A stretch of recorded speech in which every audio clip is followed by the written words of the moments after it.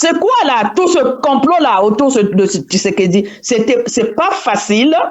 Il essaie de faire ce qu'il peut. Les alliances, il sait bien qu'il va les avoir, mais je crois qu'il a choisi comme politique de traiter d'abord avec les puissances diplomatiquement, comme les États-Unis, pour les emmener à lâcher effectivement leur Rwandais là qu'ils soutiennent.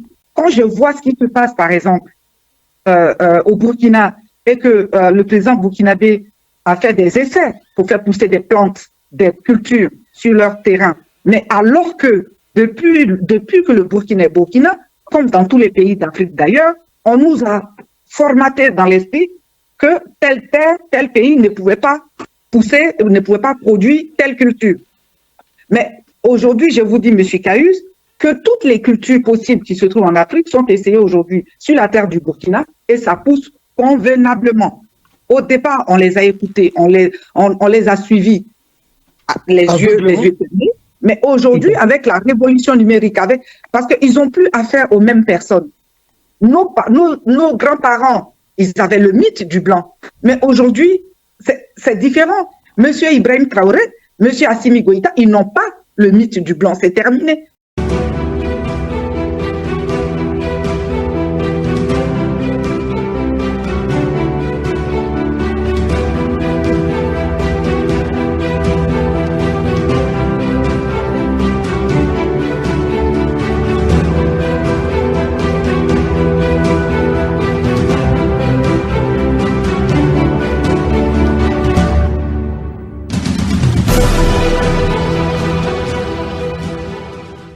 Bonsoir, chers auditeurs et chers auditeurs de la radio Bakambi. Vous êtes en compagnie de M. Caius Ebelebe et de tous ceux qui vont commenter l'actualité. Nous avons aujourd'hui le plaisir et la joie de retrouver une de nos expertes communicantes et consultantes, mais aussi experte dans un domaine particulier qui est l'Afrique de l'Ouest. Mais elle est africaine, elle revient sur le plateau de Bakambi. Elle va nous aider, elle va apporter sa voix pour pouvoir aujourd'hui analyser l'actualité, mais aussi tout ce qui se passe dans le domaine politique, économique et social. Donc, enfin, tous les sujets que nous allons aborder aujourd'hui. Nous sommes, comme dit M. Sosten, il faut rappeler, nous sommes le 24 février 2025, nous sommes lundi. Nous commenterons l'actualité en compagnie de celle qui est revenue, nous l'appelons Madame Sabine Miaka. Sabine, bonsoir, Madame Miaka. Bonsoir, M. Caius. Bonsoir à tous les amis co-débatteurs. Bonsoir également de la radio Pankabi. Oui. Mais voilà, je suis revenu pour... Oh, excusez-moi. Je suis revenu, oui, parce que le débat, ça vaut le détour. Et puis, en plus, avec l'actualité de ce moment, tout ce qui se passe... Je me suis dit, oui, il faut que je reparte pour apporter aussi ma contribution, apporter en tout cas ma connaissance pour ce que je sais et ensemble débattre des sujets de l'actualité du moment. Voilà. Merci beaucoup. En tout cas, les gens apprécieront. Hein. Votre voix a été associée. Vous êtes parti parce que vous aviez un moment où vous étiez pris. Vous revenez, vous êtes disponible. Les auditrices et auditeurs apprécieront et votre apport sera d'un plus pour notre radio et pour tous ceux qui nous écoutent. Nous vous remercions. Vous aurez aussi à vos côtés la reine, Madame Opou, qui était la voix féminine qui était venue renforcer l'équipe aussi. Madame Opou, Madame la reine, comme elle dit, l'unique. Bonsoir. Bonsoir. Ben, on est là, comme toujours. Bonsoir à tous. Bonsoir à tous les frères, les 3G. Bonsoir à Sabine. En tout cas, je suis contente de faire la connaissance. Et puis, ma foi, ensemble, on va essayer d'apporter le peu que nous pouvons apporter. Et puis, on espère que ceux qui nous écoutent seront ravis de nous écouter. Mais enfin, bref, on apporte le peu que nous avons. Voilà. Merci beaucoup, Madame Opou. Merci. Vous aurez aussi Monsieur Sosten Miambalat. Monsieur Miambalat, bonsoir. Oui, bonsoir, Monsieur Caius Ebelebe. Bonsoir à nos auditrices et auditeurs et bonsoir à mes co-débatteurs. Bienvenue sur la radio Bakambi. Merci. Merci, M. Miambalat. Et nous aurons peut-être M. Gaïno Grégoire qui nous rejoindra plus tard, ainsi que M. Patrick Dian, qui seront aussi de la partie, qui nous rejoindront plus tard dès qu'ils se seront libérés ou qu'ils auront fini ce qu'ils ont à faire. Mais on va commencer, aujourd'hui nous allons parler de l'actualité, nous allons commencer par celle qui est la plus récente, il y en a deux, on va commencer par celle qui est africaine. Vous avez peut-être vu, je ne sais pas si vous l'avez suivi, en tout cas au Mali, l'ancien Premier ministre, M. Choguel Maïga, passe à la radio, il passe à l'offensive et il attaque de front M. Goïta. Il n'apprécie pas du tout ne pas avoir été consulté dans certaines décisions. Il a été remplacé par un nouveau Premier ministre. Il se positionne désormais comme l'anti-Goïta, ou plutôt l'anti-changement au Mali. Est-ce que vous avez suivi cette actualité et qu'est-ce que vous pouvez dire de ce qui se passe au Mali? Est-ce que M. Choguel Maïga participe vraiment à aider la jeune, comment on dit ça, le changement qui se produit au Mali, ou tout simplement lui aussi, il est une voix qu'il faut écouter. Madame Sabine, vous qui suivez un peu pour nous la zone Afrique de l'Ouest, vous avez suivi ça un peu cette actualité? Est-ce que vous en pensez? Non, j'avoue que j'ai pas suivi. J'ai suivi tout à l'heure des informations et des échanges avec des collègues, mais j'ai pas eu du tout à en parler. Non, j'ai pas suivi. D'accord. Monsieur, d'accord, c'est pas grave. Monsieur Miambalat, qu'est-ce que vous en pensez? C'est Choguel Maïga qui sort sa voix et qui frontalement affronte désormais comment on dit ça? Certains les appellent les putschistes, d'autres les appellent des panafricains qui ont pris le pouvoir au Congo. En Afrique plutôt, au Mali.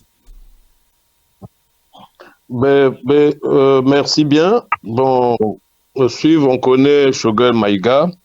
Il a le franc-parler. Il a été aux côtés de Goïta. C'est Goïta qui l'a mis Premier ministre, donc parce qu'ils avaient, je pense, la même vision pour le Mali et en général, en particulier, mais pour l'Afrique, parce que on les appelle aussi des panafricains. C'est des gens qui veulent que la richesse africaine reste en Afrique, ou bien c'est des accords gagnant-gagnant, comme l'espèrent tous les jeunes Africains. Mais en Afrique, le comble, c'est souvent le pouvoir. Quand le pouvoir monte par la tête, les Africains ont du mal à maîtriser cette relation avec le pouvoir. Donc Maïga se passe aussi pour un grand leader, surtout qu'il avait le vent en poupe. Donc il veut rouler aussi sa bosse, être l'opposant de Goïta, mais c'est pas comme ça qu'ils trouveront l'issue. Le pays, à la base, a été détruit, il y a trop de problèmes. Je crois qu'il n'y a que dans l'unité, dans la cohésion, et puis un partage mutuel que les gens peuvent se comprendre. Sinon, ils font le jeu de ceux qui nous divisent. Et généralement, c'est l'Occident qui est souvent derrière, parce que la France, disons l'Union européenne, lorgne toujours là-bas. Ils ne voient pas d'un bon œil la décision prise par les autorités maliennes, burkinabè ou bien du Niger. C'est des choses qui irritent la France avec son armée qui commence à être appuyée partout. Donc, c'est pas vu de bonne augure. Moi, je trouve que c'est pas une bonne solution. Maïga doit mettre un peu de l'eau dans son vin. Voilà ce que je dis. Et puis la suite nous dira. Okay. Le temps nous le dira. Merci. Madame Opou, on a toujours ce problème de comme dit monsieur Sosthène Miambalat, il y a toujours une espèce de compréhension de ce qui se passe réellement dans la zone AES.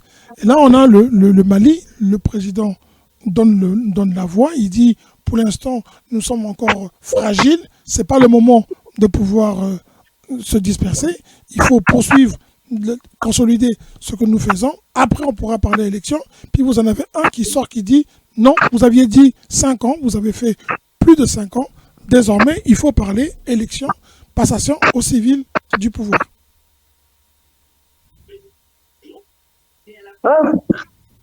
Moi, si j'avais quelque chose à dire, j'ai plusieurs manières de voir les choses.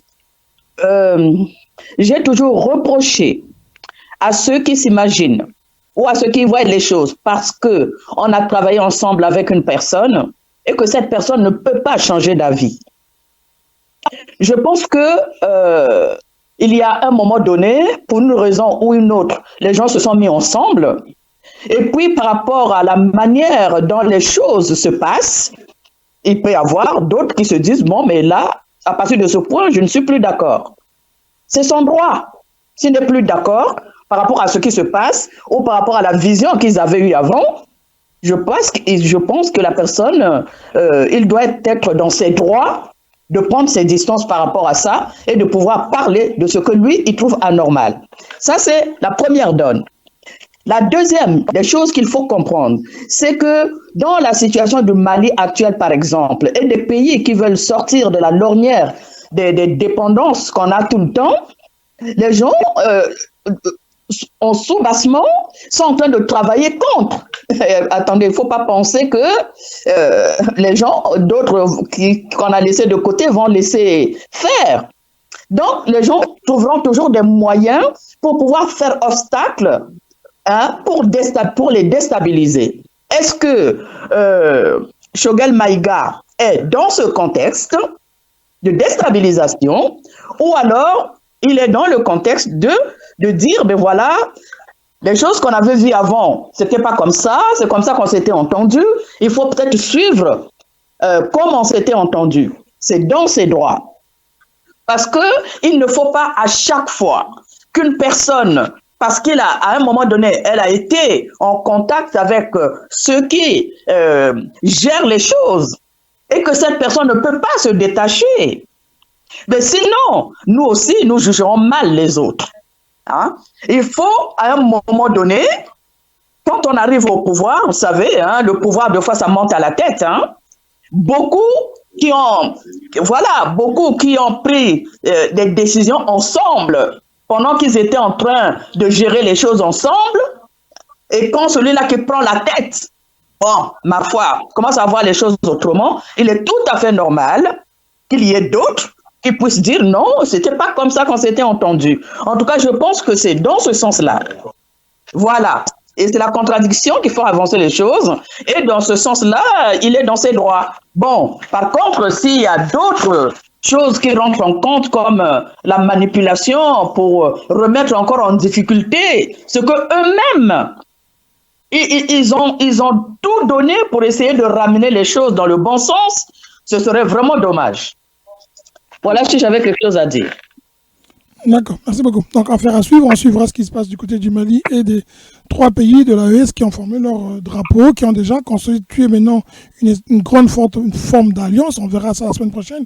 Ils sont en train d'avancer petit à petit et bientôt, peut-être, on parlera d'une monnaie unique pour ces 3 nations.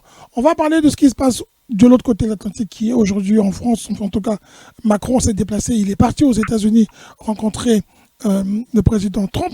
Et il y a un front occidental européen qui se forme contre, je ne dirais pas que c'est contre, en tout cas, Donald Trump, mais en tout cas, les Européens apprécient très peu que le président américain ait décidé d'ouvrir un dialogue direct avec la Russie, que la Russie se sente désormais relancée dans le jeu des grandes nations.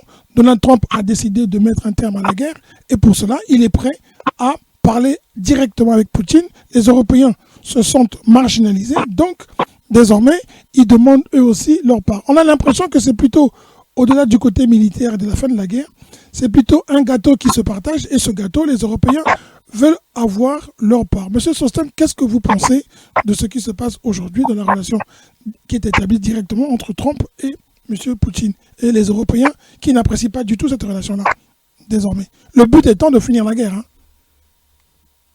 Le but, c'est la paix. Qui dit la paix, donc c'est la fin de la guerre, parce qu'il y a trop de morts depuis que la guerre là a commencé. On pensait que ça ne pouvait pas prendre plusieurs mois, mais là nous sommes à sa 3e année. Donc les combattants sont fatigués, même les civils, tout le monde est fatigué. Si bien que, comme dit Trump, la guerre n'aurait pas dû commencer. Mais comme elle est là, il faut trouver des solutions pour l'arrêter. Mais pour l'arrêter, il faut que les gens se parlent. On parle même avec son pire ennemi, on parle avec tout le monde. Si on ne se parle pas, on se regarde en chaîne de faïence, mais la guerre va se poursuivre. Je trouve que l'attitude de Trump, qu'on l'aime ou qu'on ne l'aime pas, a été une bonne manière de faire. Puisque Biden ne parlait pas à Poutine. Depuis 3 ans, il ne se parlait pas. Il ne se parlait que par médias internationaux. Ce soir, il faut discuter. Donc, je crois que pour un premier pas, Trump a bien fait de reprendre le dialogue avec Poutine. Et bon, mais si c'est au détriment de l'Ukraine, je ne pense pas. je crois qu'il faut associer tout le monde dans la danse. Et l'Europe ne sera pas en marge, puisque la guerre se passe en Europe. C'est au moins à 1500 km de la France, c'est à moins de quelques dizaines de kilomètres de la Pologne, la Roumanie. Tous ces pays, ce sont les voisins de l'Ukraine et de la Russie. Donc la guerre est en Europe. Il faut associer les Européens. Ça, je suis d'accord sur ce principe que l'Europe soit associée par l'intermédiaire peut-être de l'Angleterre et la France. Mais il a parlé à Poutine. Là, je trouve que sa stratégie n'est pas mal. Ça, on ne savait pas que là, il va recevoir Zelensky bientôt. Alors qu'il n'y a pas longtemps, il le qualifiait de dictateur. Bon, c'est peut-être une façon de monter les enchères en faisant ça pour obtenir à un moment du dialogue, bon, les bons moments. Il faut vraiment une paix durable qui veut ne pas léser les autres parties. Donc, je pense qu'ils sont sur le bon chemin, mais tout ça, c'est l'économie qui prime, puisque c'est un marché. L'Ukraine, ça sera un grand chantier, donc tout le monde va avoir sa part de gâteau. Comme on dit, ils n'ont pas investi, ils n'ont pas jeté l'argent comme ça. Les milliards qu'ils ont donnés pour soutenir l'effort de guerre, mais il va falloir que quelqu'un rembourse l'enveloppe. Et qui va rembourser, mais c'est plus l'Ukraine, puisque c'est l'Ukraine qui est en guerre avec la Russie. Donc ça sera à l'Ukraine de gager peut-être ses richesses, je ne sais pas sous quelle forme, mais le grand problème, c'est que la guerre s'arrête définitivement. On ne veut pas une paix fragile, mais une véritable paix, comme on dit, une paix des braves. Et pour l'obtenir, il faut associer tout le monde. Et je pense que les semaines, les mois à venir, il y aura l'arrêt des armes, il y aura toutes ces choses-là inutiles, des morts inutiles, des milliers inutiles, alors qu'il fallait le faire avant. Il faut une paix, c'est une bonne chose. Mais Macron doit lever un peu le pied vis-à-vis de Poutine parce qu'il accuse trop Poutine aussi. Quand on veut négocier, il ne faut pas indexer, il faut mettre tout le monde sur la même table. Ils ont tous tort parce que la guerre n'est pas venue toute seule. Hein. Tous ces pays viennent des alliés, ils ont aussi tort. Donc il faut écouter tout le monde. Je vous remercie. Merci beaucoup. Madame Opou, la guerre, la paix, on y est. Hein. La paix aujourd'hui, l'Ukraine a du mal à l'accepter parce que ça fait très mal. On lui montre qu'elle a fait une guerre quelque part désormais qui lui est pratiquement imputée par les Américains, hein, qui n'aboutit à rien sauf à une perte massive de leur territoire. Et parce qu'ils ont fait une guerre sans pouvoir être capables, eux, d'affronter les Russes seuls, ils ont dû avoir l'appui de l'Europe. Les Américains disent désormais, nous ne payerons plus, nous ne donnerons plus d'argent parce qu'on a beaucoup donné, il va falloir maintenant que vous puissiez rembourser. Zelensky dit, je suis prêt à négocier, mais pas à n'importe quel prix. L'Union européenne non plus. Le dindon de la farce dedans, c'est pas l'Ukraine? Moi, il y a quelque chose qui me révolte au fait. On a beau parler de tout, mais ça me révolte tout ça. Pourquoi cette guerre? Juste pour leurs intérêts? Les Occidentaux le disent tout le temps, hein, ils n'ont pas d'amis, ils n'ont que des intérêts. Rien que pour leurs intérêts, les vies humaines ne comptent pas pour eux? C'est quoi ça? Ils doivent avoir honte, tout ce monde-là. Ils doivent avoir honte de ce qu'ils sont en train de faire aux yeux de tout le monde. Hier, quand ils faisaient des choses comme ça, on n'était pas au courant parce que c'est eux qui avaient toujours les médias mensongers qui ne disaient que du mensonge à longueur de journée. Et les gens ne comprenaient rien, on nous faisait des lavages de cerveau. Aujourd'hui, c'est clair aux yeux de tout le monde ce qui se passe. Pourquoi? Que ce soit Zelensky, Poutine, que ce soit Macron, aujourd'hui, effectivement, quand on regarde, comme on dit, il faut associer les Européens. Associer à quoi? Au partage du gâteau? C'est quoi là? C'est quoi pour des responsables qui sont là pour protéger leur population? La première des choses, c'est effectivement d'éviter des massacres. À quoi ça sert ces massacres-là? Ils nous montrent tous les jours comment ils font leurs avions, leurs bateaux, ils détruisent. Ça devient un jeu d'enfant. Attendez, c'est révoltant tout ça. Moi, la révolte chez moi, vraiment, c'est que tout ce monde-là colle la paix à notre société. C'est bon. On n'a pas besoin de tout ça juste pour avoir de petites matières premières. C'est quoi ça? Et puis, on ne peut pas être là à dire oui, mais voilà, hein, il faut associer les Européens pour partager le gâteau. Ou bien Trump. Non, mais attendez, arrêtons, quoi. Arrêtons.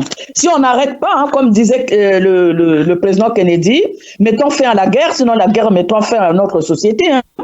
Si on continue à s'amuser comme ça, nous allons mettre fin à notre société, où la vie humaine n'a plus de sens. Vous voyez, vous parlez de gâteaux pour se mettre à table, mais on ne parle pas de toutes ces vies humaines qui sont parties pour rien du tout. Il faut qu'on commence à porter plainte contre tout ce monde-là, surtout contre Zelensky. Qu'est-ce que la CPI attend? Zelensky, là, hein? Il faut que la CPI, là, le CPI, je ne sais pas quoi, là. Zelensky est présenté comme une victime de l'agression russe. Il n'est pas victime, il est complice. C'est lui qui prend l'argent, les milliards. Trump lui a demandé. Où sont les milliards, là? Hein? Lui aussi, il est en train de maintenant comment on appelle, un comédien comme ça, là, qui ne connaît même pas la politique. Il sacrifie les gens. Regarde-le. Quand on le regarde, il n'a même pas l'étoffe d'un président de la République. C'est un comédien, ce monsieur. Il confond la comédie avec la vie des gens. Et vous voulez qu'on dise quoi de lui? Voilà. Qui continue à faire son, je ne sais pas quoi là, hein? Sa comédie et qui laisse les gens tranquilles. Les vies humaines sont sacrées. C'est quoi là?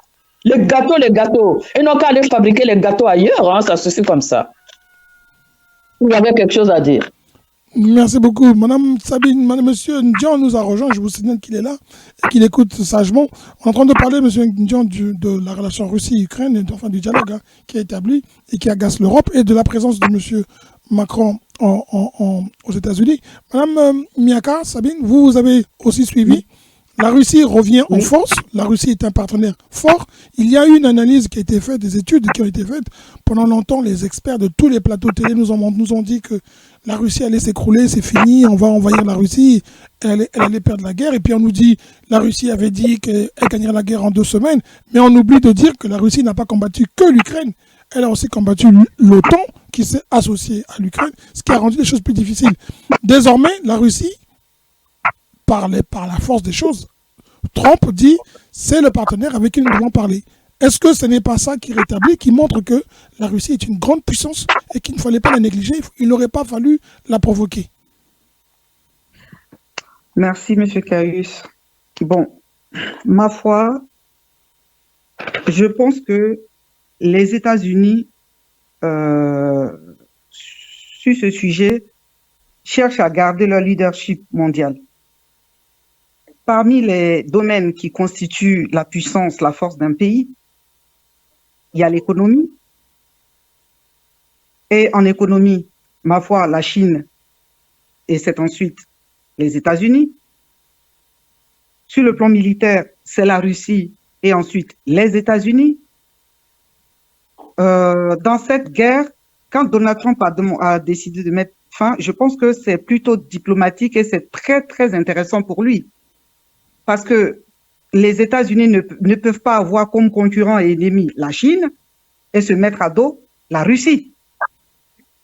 Donc, l'échange entre les États, enfin, ce qui convient entre les États-Unis et la Russie, j'ai envie de rappeler au président Macron qui prépare son discours pour aller rencontrer le président Donald Trump, leur phrase fatidique. On a toujours dit que les États n'avaient pas d'amis, ils avaient que des intérêts. Le débat continue, vous êtes sur la radio Bakambi, en compagnie de Caius et BDB. Nous débattons toujours de notre actualité, en compagnie de nos débatteurs qui sont sur le plateau. Donc, j'imagine que les États-Unis ne vont pas se mettre à dos non seulement la Russie, qui est quand même militairement bien assise, et en plus de cela, les États-Unis sont conscients quand même que cette guerre n'aurait jamais été gagnée par l'Ukraine. L'Europe a joué les apprentis sorciers dans cette histoire. L'Europe a joué les apprentis, on va dire, pyromanes, dans l'espoir, comme ils le font toujours, de mettre un peu le chaos dans ce pays à cause des minéraux et en entendant de laisser courir et partager les minéraux. Malheureusement pour eux, il n'y aura pas de retour sur investissement.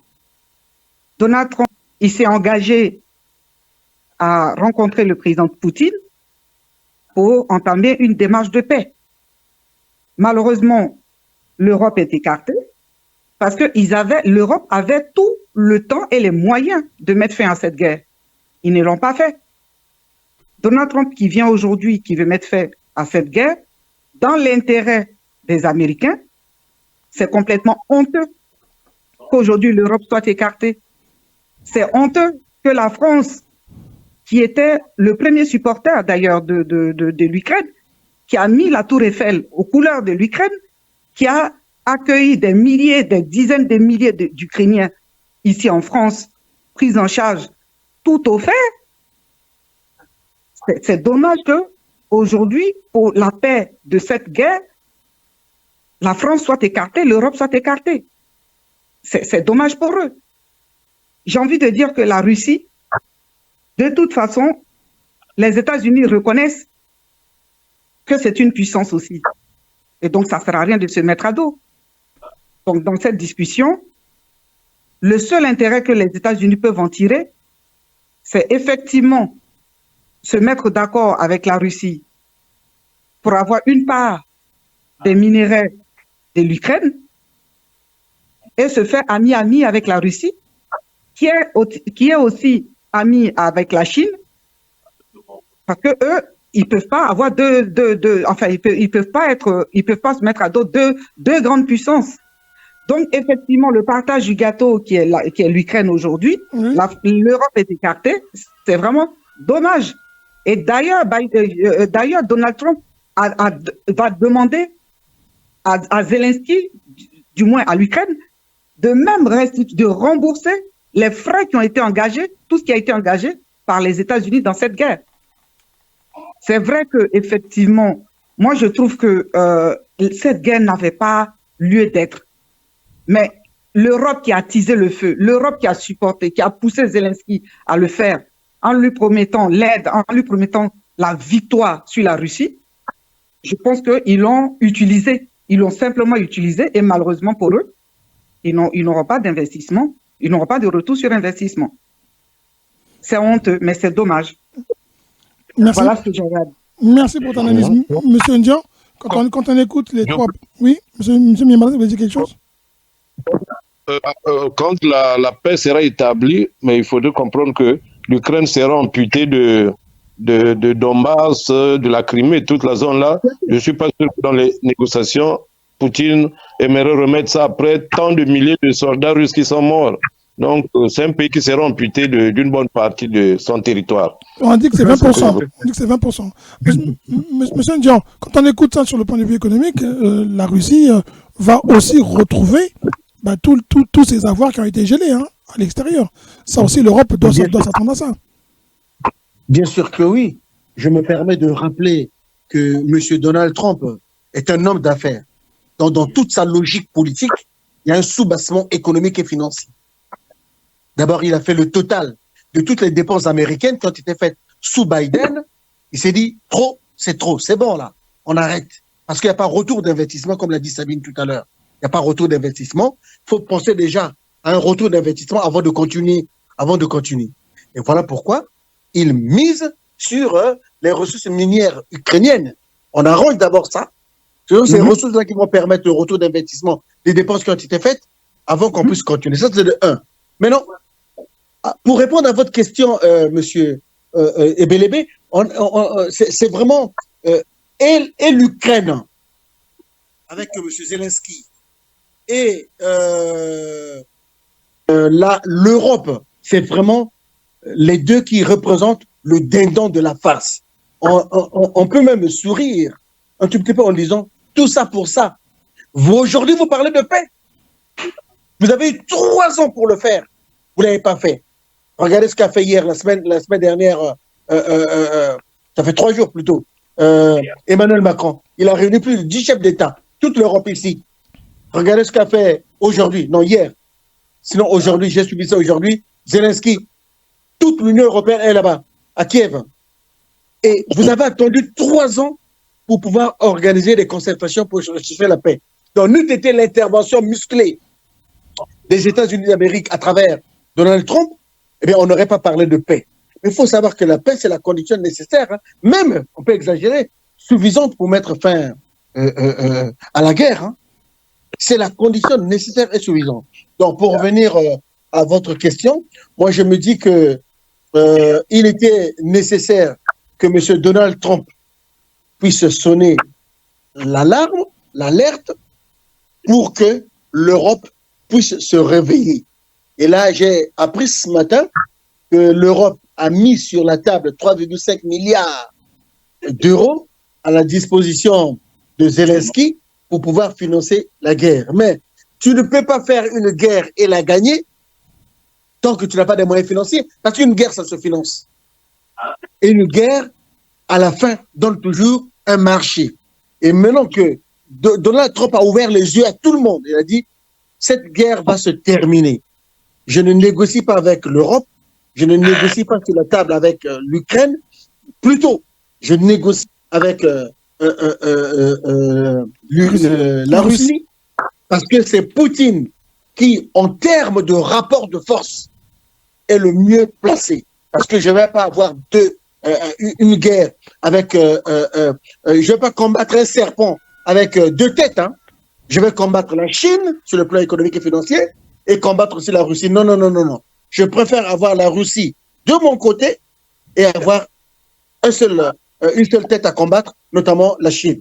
Voilà le comportement, voilà la stratégie mise en place par Donald Trump parce que c'est un homme d'affaires. Je vais régler cette guerre en imposant la paix sur le plan financier. Oui. M. John, vous avez fini? Oui. Oui, ce que vous dites aussi les autres, mais c'est que M. Donald Trump n'a pas seulement comme front à affronter désormais, il a aussi allumé beaucoup de fronts, et notamment, comme vous dites, la relation avec la Chine qui est très très importante, parce que la Chine a répondu aux sanctions américaines et a vraiment sanctionné très fort les entreprises américaines, notamment les géants de la technologie. Il les a taxés, parce que Trump menaçait de taxer de douane, et il y a une autre étude qui est sortie qui démontre que les Américains et les Européens sont à l'origine de beaucoup de guerres. Il y a un chercheur qui est venu sur les plateaux de télévision pour dire, est-ce que vous savez que depuis près de 60 ans, 70 ans, la Chine n'a fait qu'une seule guerre. Et encore, on n'a pas vu des Chinois allumer ou aller à l'extérieur faire des guerres. Il n'y a pas de guerre dans lesquelles on peut citer la Chine, qui pourtant, désormais, sur le plan économique, est un géant. S'ajoute désormais l'Inde, qui est aussi une puissance mondiale, qui, elle aussi, est montée en puissance, et les BRICS, la Russie, mais aussi les BRICS, l'Afrique qui veut s'émanciper. Vous avez l'Amérique latine qui, elle aussi, pousse aux portes. Donc, Trump a très bien mesuré que sur le plan économique, les États-Unis ont beaucoup à faire. Trop de francs, et bien ça finit par vous affaiblir. La question, c'est que comment se fait-il que l'Europe, comme l'a dit tout à l'heure Mme Miaka, je vous pose à vous la question et puis aux autres, mais comment l'Europe n'a pas mesuré son effondrement en voyant que certains pays, même l'Afrique, on va dire même, disons que le Mali, le Niger et le Burkina Faso ont compris que la France et l'Europe étaient devenues des puissances faibles. Est-ce que ça, ils n'ont pas compris, les Européens? C'est de la cécité politique. La cécité politique de la part de la France, des dirigeants français. Ils ont fermé les yeux, hélas. Ils n'ont pas vu l'évidence. Je me permets de rappeler qu'à côté du Mali, du Burkina Faso et du Niger, il y a le Tchad qui emboîte le pas, là. Le Tchad qui emboîte le pas, il dégage la base militaire qui était là-bas. Alors que, il a cela 2-3 ans, vous le savez très bien, Emmanuel Macron est allé là-bas pour l'installation, pour la prestation de serment du président, du fils de Idriss Déby. Donc, tout ça, c'est pour dire que les Français n'ont pas compris, n'ont pas fait une très bonne lecture des changements politiques qu'il y a en Afrique. La France est en train de perdre du terrain sur tous les plans. Le plan diplomatique, le plan politique, le plan économique, le plan... Voilà. Si on voit aujourd'hui le top 5 en termes de PIB du monde aujourd'hui, bien sûr, vous avez les États-Unis d'Amérique, première puissance. La deuxième aujourd'hui en termes de PIB 2024, c'est la Chine. Et après la Chine, nous avons l'Inde qui arrive. Alors donc, au regard de tout ça, les Chinois ont tout compris. Ils se sont dit non, il faut qu'on puisse envahir pure et simplement l'Afrique, qui est le réservoir mondial de toutes les ressources du sol et du sous-sol. Les Français ne l'ont pas compris. Ils n'ont pas fait cette lecture-là. Les États-Unis aussi ont compris. C'est pourquoi ils se disent non, non, non, on ne peut pas laisser à la Chine toute seule de pouvoir occuper le terrain, notamment de l'Afrique, qui est le réservoir mondial, je le répète, de toutes les ressources du sol et du sous-sol. Au regard de ça, je pense qu'il appartient à Emmanuel Macron de changer de logiciel de diplomatie, de logiciel économique, de logiciel commercial. Tant qu'il ne changera pas de logiciel, eh bien, la France va perdre toute l'Afrique francophone, les 14-15 pays de la zone France-CFA, les 14-15 pays francophones, la France va les perdre, et la France, si elle les perd, ne sera plus 6e puissance du monde. Hein. Je chute. Merci. Madame Nyaka, la France peut-elle aujourd'hui être toujours considérée comme une grande puissance qui fait peur encore à des nations parce que de moins en moins son influence elle est reconnue, de plus en plus contestée, de moins en moins importante. Bon, je vais revenir un peu, je vais être un peu en accord avec, complètement d'ailleurs en accord avec Monsieur Dion, oui, parce que j'ai envie de rajouter que la France, en fait, la France est dans un égo, elle est dans une suffisance avec ses anciennes colonies. En fait, c'est comme notre ancien président Félix Houphouët-Boigny disait, le vrai bonheur, on ne l'apprécie que lorsqu'on le perd. En fait, la France ne s'est pas souvenue, ne s'est pas rendu compte que l'Afrique, les pays africains qu'elle avait en main, c'était vraiment des trésors vraiment à chérir et à ne pas perdre. Aujourd'hui, plus personne, mais vraiment plus personne dans aucun pays, même les présidents qu'on appelle les valets de maison, les nègres de maison, plus personne n'a peur, plus personne ne les craint. Et tout le monde est conscient d'une chose, c'est que sans nos richesses qui sont annexées, leur rang de puissance, ça va dégringoler. Hein. Et donc, la France a des agissements qu'elle ne corrige pas, des agissements de non-égard, de non-respect, elle nous animalise complètement. Mais aujourd'hui, on se rend compte que, oui, on va s'affranchir de tout ça. Ça fait 50 ans que l'Afrique collabore avec la France. Ça fait 50 ans que tous ces pays qui ont pour allier la France sont appelés toujours comme des pays en voie de développement, des pays pauvres. Bon, à un moment donné, stop. Quand je vois ce qui se passe, par exemple, au Burkina, et que le président burkinabé a fait des essais pour faire pousser des plantes, des cultures sur leur terrain, mais alors que depuis que le Burkina est Burkina, comme dans tous les pays d'Afrique d'ailleurs, on nous a formaté dans l'esprit que telle terre, tel pays ne pouvait pas pousser, ne pouvait pas produire telle culture. Mais aujourd'hui, je vous dis, M. Cayus, que toutes les cultures possibles qui se trouvent en Afrique sont essayées aujourd'hui sur la terre du Burkina et ça pousse convenablement. Au départ, on les a écoutés, on les a suivis, les yeux fermés. Mais aujourd'hui, avec la révolution numérique, parce qu'ils n'ont plus affaire aux mêmes personnes. Nos grands-parents, ils avaient le mythe du blanc. Mais aujourd'hui, c'est différent. Monsieur Ibrahim Traoré, monsieur Assimi Goïta, ils n'ont pas le mythe du blanc. C'est terminé. Ils ne font plus peur et on n'a même plus de crainte. Finalement, on se dit, c'est des gens comme nous, c'est un pays comme nous. Ils doivent venir demander comme il faut, on doit collaborer comme il faut, et puis un point. C'est tout. Donc la France aujourd'hui, elle va perdre complètement. Je pense qu'elle a vraiment grandement commencé à perdre son hégémonie, en tout cas en Afrique. C'est terminé. Même les pays qui ne collaborent pas, qui n'ont pas encore dénoncé certains accords et tout, ces pays-là, ils n'en pensent pas moins non plus. Je parle pour ma part de la Côte d'Ivoire. Je vais terminer. Merci. Madame Opou, la France, mais ce n'est pas que la France, hein, c'est l'Union européenne aussi, hein, ce n'est pas seulement la France. Hein.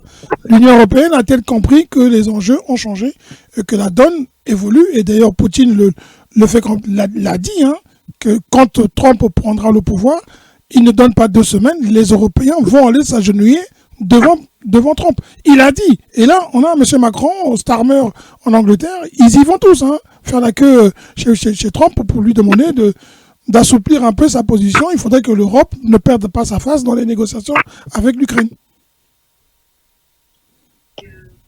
Mais ma foi, avec l'Ukraine, quelque part, j'ai envie de dire, voilà quoi, que là-bas, qu'ils s'occupent de leur gâteau là-bas. Mais c'est ce qui fait en Afrique, parce qu'en Afrique, c'est la Russie qui est appréciée. Je viens là en disant, ce qui m'intéresse, c'est l'Afrique. Ce que je voulais dire, c'est tout simplement, il faut savoir que l'habitude est une seconde nature. Hein? Pourquoi voulez-vous que la France ou l'Union européenne change ses habitudes? Que ce sont ces habitudes qu'ils ont toujours mises en place pour pouvoir dominer l'Afrique. Eux, ils ont un problème tout à fait normal, mais le problème, c'est aussi nous les Africains. C'est vrai, hein? C'est vrai, comme a dit Sabine, que aujourd'hui, les jeunes, les Africains d'aujourd'hui ne sont pas les Africains d'hier. Entre guillemets. On peut se dire, oui, ça commence à évoluer petit à petit. Petit à petit. Mais qu'est-ce que nous faisons réellement? Qu'est-ce que nous faisons réellement? Nous allons peut-être parler de la RDC tout à l'heure. Ça fait partie de l'actualité. Qu'est-ce que nous faisons? Surtout nous, en Afrique centrale, pays francophones, qu'est-ce que nous faisons? Si la France ou l'Europe continue dans sa manière de nous considérer comme des moyens, pour ne pas dire entre guillemets, ou de toujours dominer, mais c'est parce que nous aussi, nous sommes là et nous ne faisons absolument rien pour que ceci change. Qu'est-ce qui vous dit que ceux qui sont à la tête de nos États veulent que les choses changent? Est-ce que nous, on n'est pas bien aussi avec la France, même si on condamne la France tout le temps? Hein? Est-ce qu'on ne joue pas le jeu? Il n'y a pas que, c'est pas seulement les autres qui sont en faute. Hein? Il faut aussi, quelque part, que nous-mêmes, nous nous réveillons et effectivement, nous exigeons, comme les autres ont fait, comme on parle du Mali et du Burkina Faso et du Niger. Hein? Eux, ils sont en train d'aller. Ils sont encore au début. Mais ils ont montré quelque part qu'ils peuvent affronter celui qui, quelque part, faisait peur. Mais nous, en Afrique centrale, il y a qui? Si ça continue comme ça, on va encore rester comme ça pendant des siècles. Ma foi, on ne va pas culpabiliser ni la France, ni l'Europe.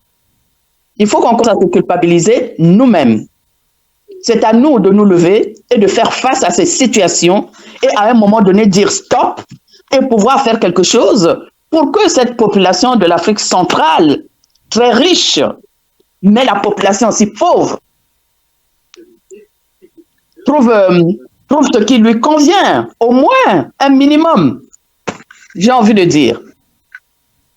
Il n'y a pas quelque chose à dire. Il y a pas, vous ne pensez pas. Oui, madame. Allez-y, madame Yaka. Oui, je voulais rajouter quelque chose.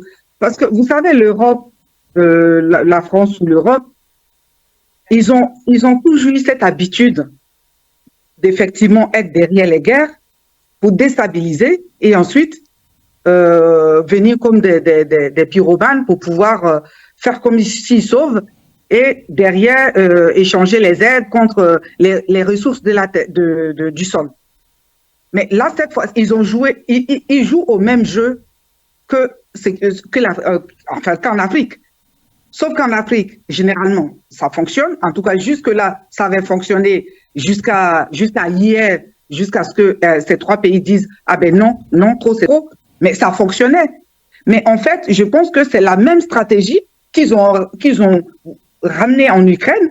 Malheureusement pour eux, comme c'est un pays qui est situé dans la zone d'Europe et que il y a d'autres pays aussi, voilà. Et puis malheureusement pour eux, voilà, c'est situé en Europe et c'était cette guerre avec la Russie. Leur plan n'a pas marché du tout. Ils ont misé dans cette guerre-là et finalement ils sortent vraiment perdants.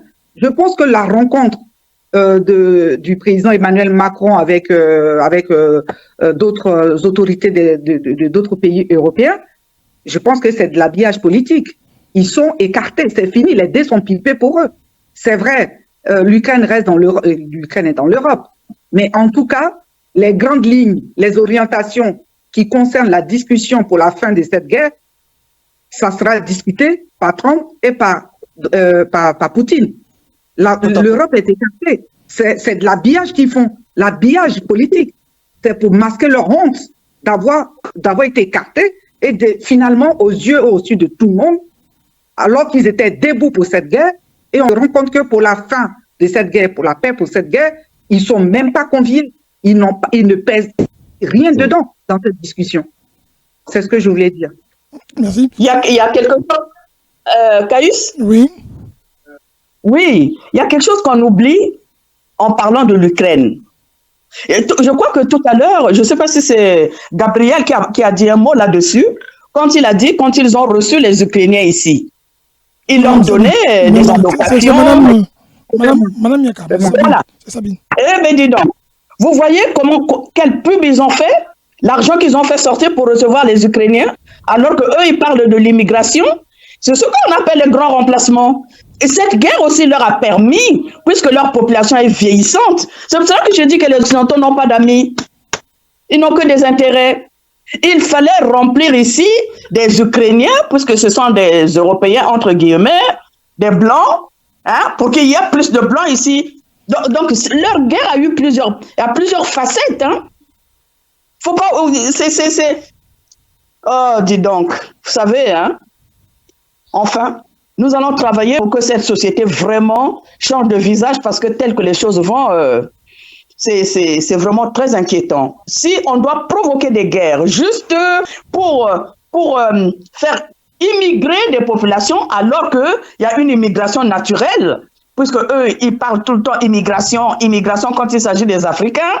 Les Africains, quand ils sont dans leur guerre, alors il faut aller chercher les Africains pour venir les défendre. Une fois qu'on vient les défendre, c'est terminé, on les a sauvés, et puis là maintenant, non, il faut aller prendre des Blancs qui viennent de je ne sais où. Eh bien, ça aussi, c'est quelque chose à dire. Ça aussi, c'est des choses qu'il faut faire ressortir. Nous, on n'est pas très bien représentés au niveau international, parce qu'on n'entend pas les voix de l'Afrique au niveau international pour poser les vrais problèmes. Il faudrait qu'en Afrique, on commence à mettre en avant des compétences, des gens capables de dire les choses telles qu'elles sont pour pouvoir montrer effectivement aux Européens et aux autres que nous existons, que nous savons nous défendre, que nous avions compris leur manigance, qu'il faut que ça s'arrête, que nous ne sommes pas des chairs à canon, toujours pour venir les aider, pour les faire sortir dans des problèmes quand ils sont dans des problèmes. Même l'Ukraine, à un moment donné, a commencé à appeler les Africains, les Africains. Comme les Africains ont refusé, ils ont commencé à injurer les Africains. Ils ont utilisé même les Africains. En Ukraine, il y a beaucoup d'Africains qui sont morts là-bas. Qui en parle? Hein? Personne n'en parle. Et quand il s'agit de faire leur immigration Europe, là, il n'y a pas de problème. Des millions d'Ukrainiens peuvent rentrer, il n'y a pas de problème. Mais pas les Africains. Ceux-là, ce sont que des chairs à canon. Il faut que ça s'arrête aussi. Merci, c'est juste... Merci. Je comprends que vous avez beaucoup de choses à dire sur ce sujet. Nous allons écouter M. Myambalat, qui a sagement écouté. M. Myambalat, vous qui connaissez aussi cette partie, vous avez étudié en Roumanie, donc dans le côté de l'Est. En tout cas, l'Ukraine représente économiquement quand même c'était une, je ne sais pas, on peut parler de puissance, mais c'était un pays très important, en tout cas au niveau céréalier, dans beaucoup de domaines. On le voit dans les mines, on voit que c'est un pays qui est riche, donc qui a attiré des convoitises. Est-ce que le leader qu'il est, lui, M. Zelensky, n'a pas su mesurer qu'il tombait dans un piège que lui tendait l'Europe et que c'est une stratégie pour affaiblir la Russie, que l'Europe voulait affaiblir la Russie. Les retombées économiques sur les populations européennes ont été très fortes, mais elles ont été encore plus graves en Ukraine où des vies humaines ont péri, beaucoup. Et aujourd'hui, M. Zelensky ne parle pas de ces gens-là, il parle beaucoup plus de sa survie à lui, ce qui est très choquant, parce que désormais, la Russie pose un problème. Pour eux, Zelensky n'est pas crédible. Les élections sont passées. Il est là sans pouvoir. Il doit partir. Ils sont pour parler avec un nouveau pouvoir. Ça, c'est quelque chose qui ressort dans les négociations. Hein. Je ne sais pas si vous l'avez aussi perçu. Monsieur Myambalat. Oui, mais effectivement, Zelensky, désolé, dommage pour lui, il s'est fait rouler dans la farine par l'OTAN. On lui a fait miroiter l'intégration à l'OTAN, à l'Union européenne, tout ce qu'il demande, mais il a fait une guerre inutile, puisqu'il ne va pas intégrer l'OTAN, il ne sera pas dans l'Union, il sera toujours en marge. C'est le président Sarkozy qui le disait si bien. que l'Ukraine n'a pas vocation à rentrer dans l'Union européenne parce que ça fait le pont entre l'Occident et la Russie. Mais il avait raison. Il y a aussi Villepin qui est allé dans le même sens, que c'était une guerre inutile. Mais cela étant, on peut rien. Il faut arrêter la guerre parce que c'est le grenier de l'Europe. Il va nourrir l'Europe parce qu'ils ont des terres arables, ils ont beaucoup de richesses, donc ça sera le marché de l'Europe, mais ils ne rentreront pas dans l'OTAN. C'est un peu pour conclure parce que les sœurs ont si bien parlé que je n'ai même plus grand-chose à ajouter. Je dis seulement que dans la vie, les sociétés ont une courbe économique. On sait bien la Grèce antique, mais quand on parle de la Grèce antique par rapport à celle d'aujourd'hui, vous voyez que c'est le jour et la nuit. L'Égypte antique, ce sont des pays qui ont évolué il y a quelques millénaires d'années après, qui ont chuté. Donc, croissance, à un moment, tu ne peux pas croire jusqu'à l'infini. Et à la croissance, à un moment, tu arrives sur un plateau, tu stagnes. Mais après, la stagnation, c'est la décroissance.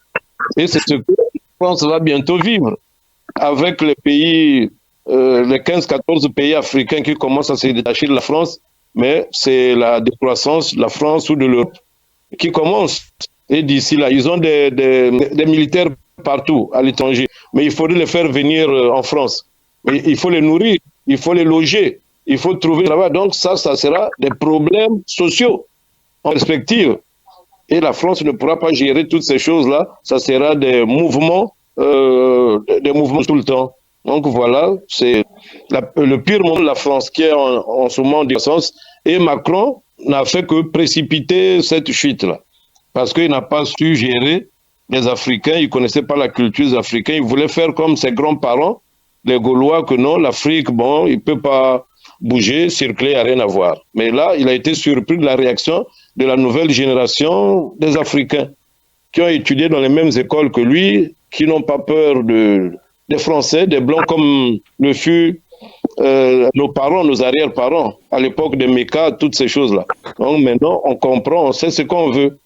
On est assez grand, on peut donc se nourrir nous-mêmes, on n'a plus besoin de leur biberon. Voilà ce que je voulais compléter sur ça. C'est triste, mais la France n'a pas su gérer les Africains, ils ne nous connaissaient pas. Merci. Je vais me permettre de donner un exemple pour appuyer l'argumentaire de M. Sosthène Niambala sur la France. Regardez, essayez de regarder de près les pays de l'AES, ceux qui sont sortis du giron français, là, ils sont en train de faire des prouesses. Hein. Je donnerai juste un seul exemple. Prenez l'exemple du Burkina Faso, aujourd'hui qui est au top des voitures électriques. Premier pays africain à avoir construit des voitures électriques les plus performantes du monde. Hein? La voiture que vous appelez, comment vous appelez ça? Itawa. Voiture électrique du Burkina Faso. Donc, s'ils n'étaient pas sortis de ce giron-là, s'ils n'avaient pas pris leur indépendance, parce que l'indépendance, on en parlera un jour, hein. Il n'y a pas que l'indépendance politique. La vraie indépendance, c'est l'indépendance économique, celle qui fait manger le peuple, celle qui donne l'indépendance alimentaire, l'indépendance industrielle, l'indépendance agricole au pays. Voilà un pays, il sort, ça fait 2-3 ans là, du giron français, développe leur industrie de l'automobile, et aujourd'hui, tous les autres pays africains peuvent, s'ils le veulent, aller acheter, pour développer le commerce sud-sud, peuvent aller acheter des voitures électriques, non européennes, mais des voitures électriques africaines. Voilà le génie du Burkina Faso, de la jeunesse du Burkina Faso, qui est en train de s'exprimer au vu et aussi de tout le monde. Enfin, pour terminer, pour paraphraser Sosthène qui disait tout à l'heure sur l'Ukraine, ne peut pas faire. D'ailleurs, parmi les conditions posées par Poutine à Donald Trump, 2 conditions politiques sont là. Pour qu'il puisse avoir la paix, voici mes conditions. Il y en a beaucoup. 2 sont importantes. 1, l'Ukraine ne doit jamais rentrer dans l'Union européenne. 2, l'Ukraine ne doit jamais rentrer dans l'OTAN. Et quand c'est accepté comme ça, c'est fini. C'est fini. Donc, du coup, la France, l'Union européenne deviennent vraiment le dindon de la farce. Et de la même manière que l'Ukraine ne peut pas rentrer dans l'Union européenne, ne peut pas rentrer dans l'OTAN, et c'est exactement ça qu'à son temps, Valéry Giscard d'Estaing, paix à son âme, avait déjà dit, et Sarkozy, Jacques Chirac, tous l'ont emboîté le pas, pour dire la même chose avec la Turquie. La Turquie ne peut pas rentrer dans l'Union européenne, il peut être un partenaire. Vous êtes sur la radio Macambi, nous continuons notre débat en compagnie de tous nos animateurs. La suite du débat. Privilégié, il peut être. Mais le fait qu'il ait une partie de son territoire en Europe, une partie de son territoire en Asie, au Moyen-Orient, c'est compliqué. Avec la culture qui est la sienne, une partie de la culture est musulmane, une partie est c'est le christianisme, c'est compliqué. Donc, d'où le veto de l'Europe toujours pour la non-rentrée de la Turquie dans l'Union européenne, exactement comme aujourd'hui, l'Ukraine ne peut pas, et ne doit pas. Je pense que c'est mieux comme ça, c'est la condition nécessaire pour obtenir la paix. Voilà, je chute. Merci beaucoup. C'est pour faire le lien qu'on fait, que Madame Opou l'a fait, avec ce dernier dossier qu'on va essayer de traiter très vite, parce qu'on passe à d'autres sujets, qui est, on va parler de l'actualité qui se déroule entre aujourd'hui à Kinshasa, RDC. Personne ne comprend ce que fait le président Tshisekedi. Personne, parce que le M23 avec le Rwanda, désormais pointé du doigt par certains pays, le Rwanda avance, prend du territoire, prend des terrains, prend des villes, prend des villages, s'implante. Déjà, il a acquis, apparemment, semble-t-il, de manière permanente pour l'instant, le Kivu Ngoma. Personne ne, on voit pas ce que, il n'y a pas de lecture du point de vue, militaire, de ce que Tshisekedi fait ou va faire. Est-ce dire que la cause est acquise, les dés sont jetés, Ngoma c'est fini, ça appartient désormais au Rwanda. Tout le monde, Alain Foucault a fait un reportage assez édifiant où il a documenté avec, c'est pas lui qui le dit, en tout cas ce qui est fait c'est qu'il a fait un documentaire avec des commentaires où il a pris morceau par morceau des interviews, où on voit le général Museveni dire du temps du père de Kabila, Kabila père, Kabila veut nous tourner la veste, c'est nous qui l'avons mis là, nous ne le laisserons pas faire, et on sait qu'après, il a été tué. Monsieur Kagame est en train de dire, il y a une personne qui vous gifle, et quand il vous gifle, vous lui faites mal à un endroit où vous devez déterminer qu'il lui fera vraiment mal. Et on sait après quelle est la suite. Désormais, on sait que c'est le Rwanda, c'est affiché, ils ont une usine de transformation des diamants qui a coûté 5 millions de dollars, qui est implanté au Rwanda. On sait que ce coltan ou ce diamant qui est transformé chez lui, en tout cas l'or, ils n'ont pas chez eux ces produits-là.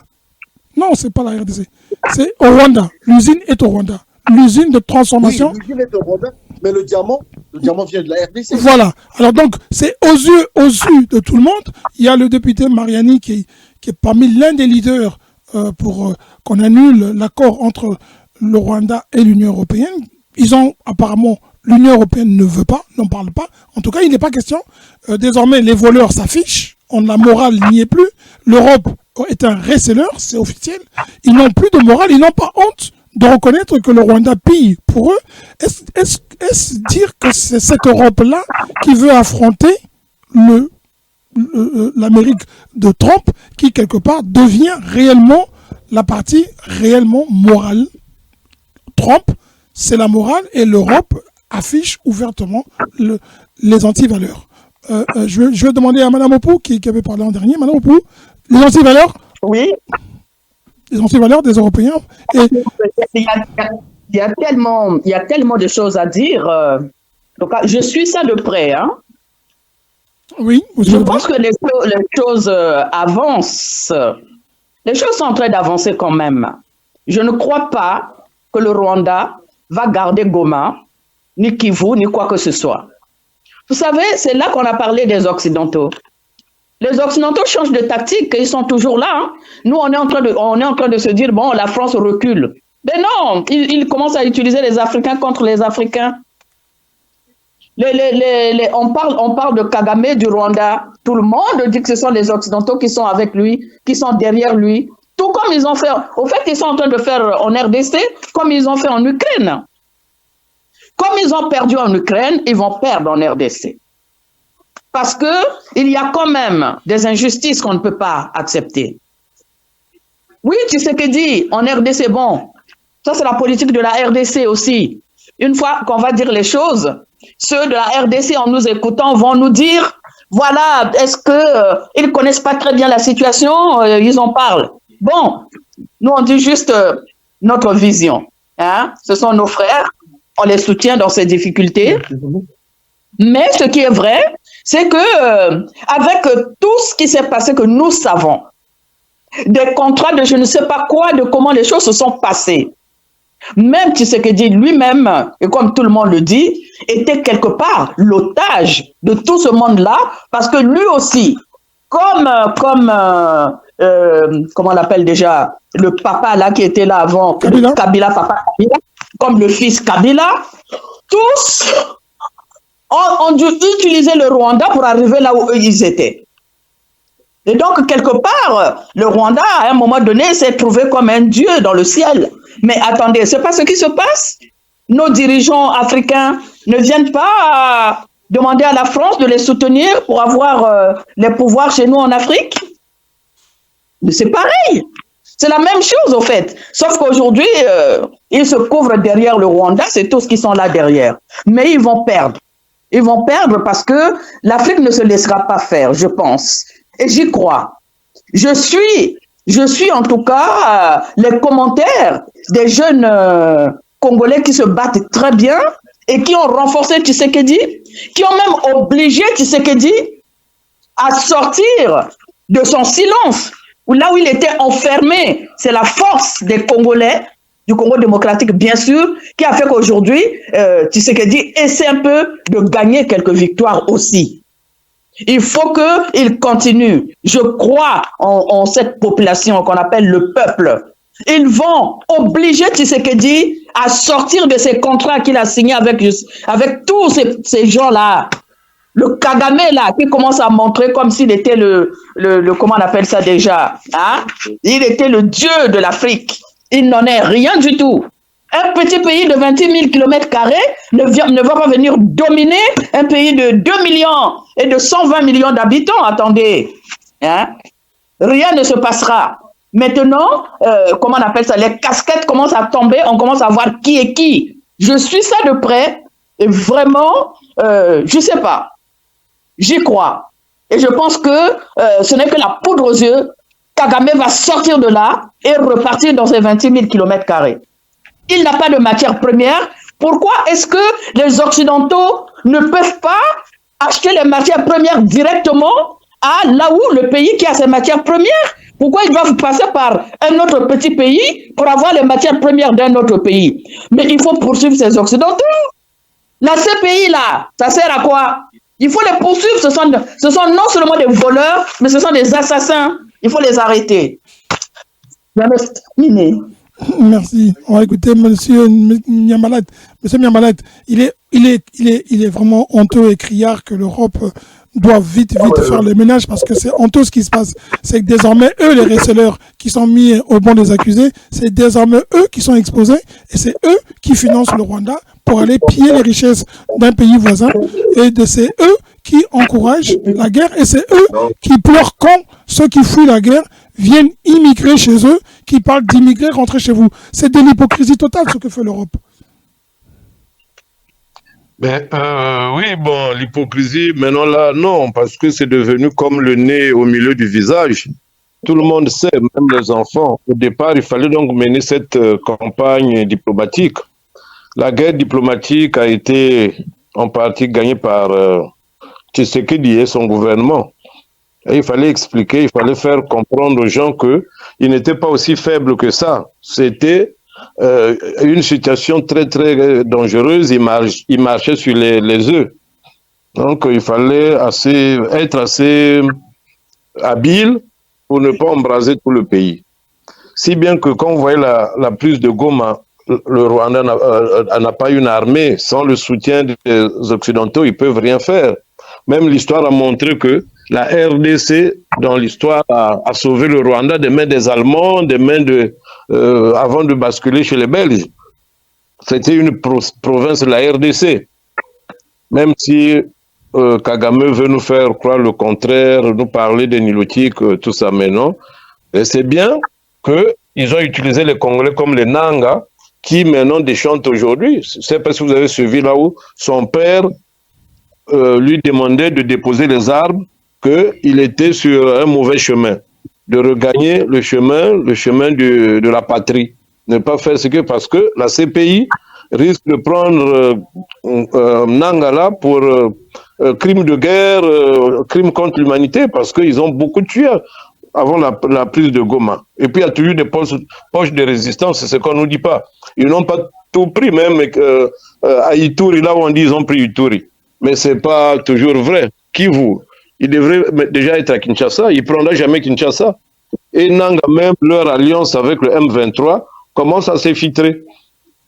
Il commence à s'effitrer parce que lui, il ne veut plus faire partie de cette alliance-là, parce que tous les crimes-là se reposent sur eux et Kagame. Fatih, heureusement qu'il n'avait pas bombardé Goma. Sinon, lui aussi, il serait sur la sellette. Donc, je crois qu'un pays a ses droits, et pour les chrétiens, on peut dire que Dieu est souvent du bon côté. Si Fatih est du bon côté, il sortira vainqueur de cette guerre. L'aide au Rwanda a été suspendue, les 20 millions qu'on donne au Rwanda. Et l'Europe va suspendre, et puis il demande à Kagame de libérer, de quitter le territoire, de repartir chez lui.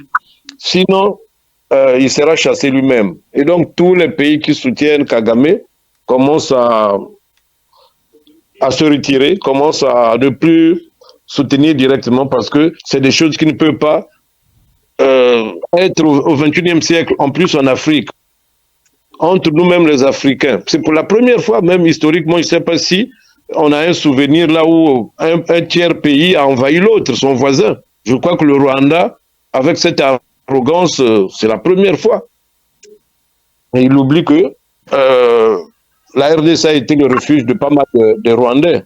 Mais bon, c'est ça, souvent, on te paye en monnaie de singe. Quand tu as rendu service, tu as fait du bien, c'est dans les fables de La Fontaine, comme le singe et le guénon ou bien le liène. Il le sort de là où il était dans la misère, il le sort du trou, il avait fait au moins des jours sans manger. Quand on le sort de là, il veut maintenant manger. Le pauvre ou la pauvre bête qui l'a sauvé la vie. Il dit non, moi j'ai faim, j'ai passé 3 jours sans manger, mais comme tu es là, il n'y a pas la nourriture, moi je vais te bouffer.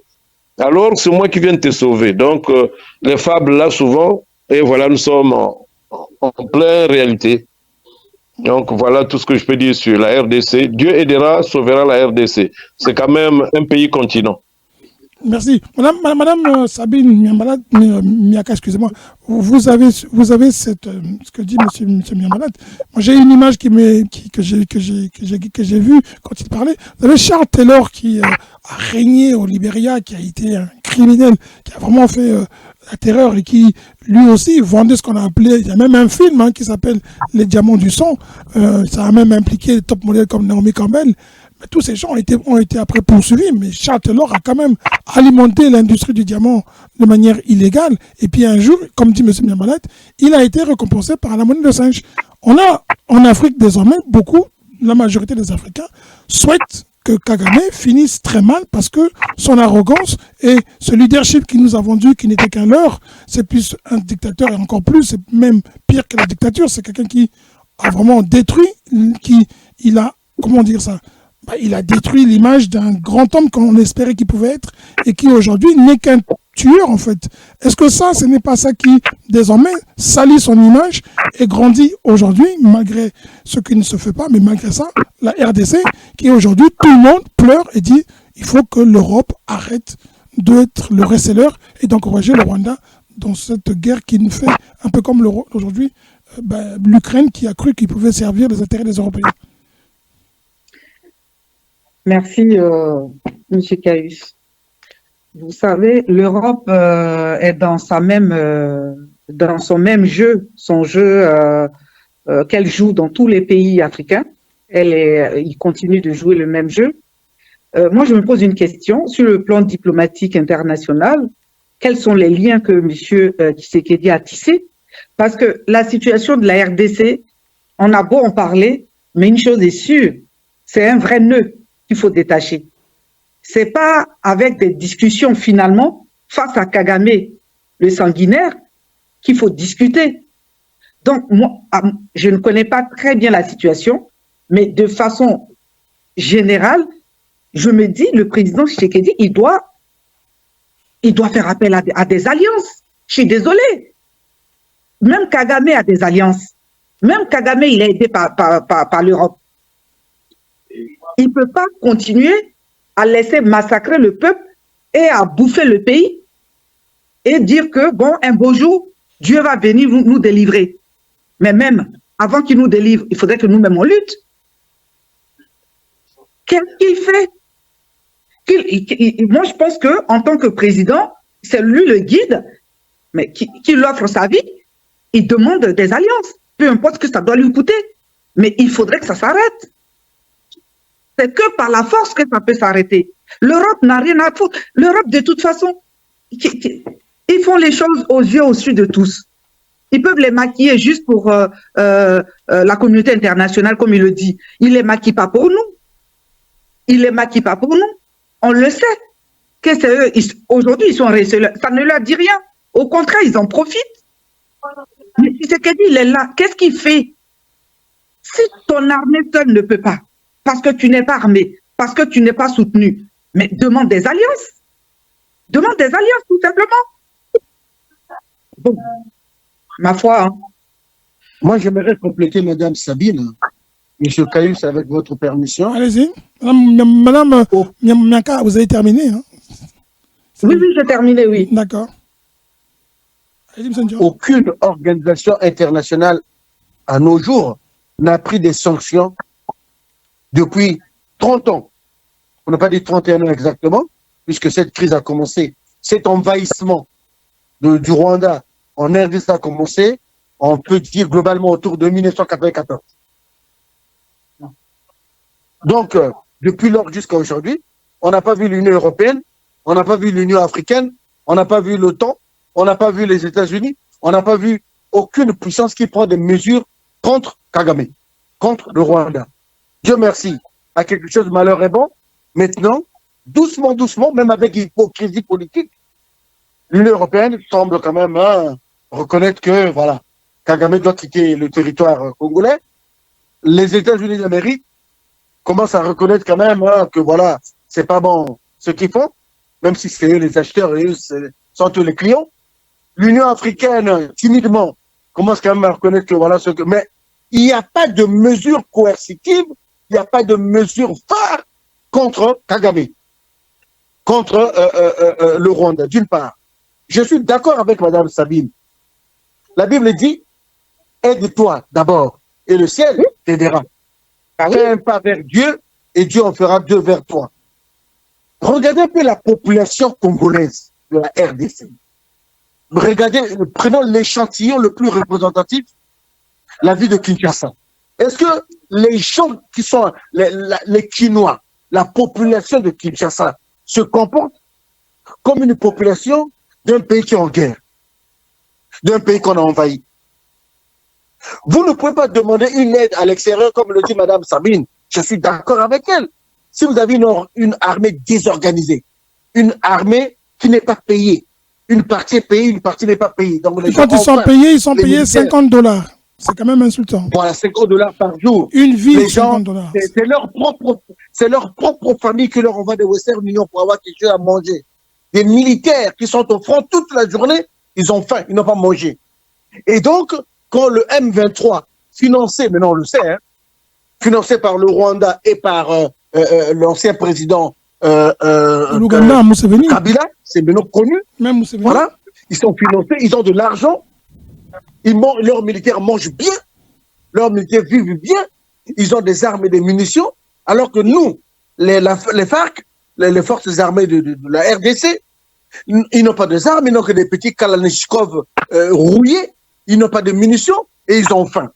Donc, avant que vous puissiez demander aux Africains du Sud de venir vous aider, au Tchad, j'ai compris, au Gabon, au Cameroun, enfin, l'Union africaine de mettre en place des forces d'intervention et de maintien de la paix, puisque la MINUSCO a montré ses limites depuis plus de 50 ans que la MINUSCO est au Zaïre, et en RDC plutôt, mais il n'y a pas de résultat.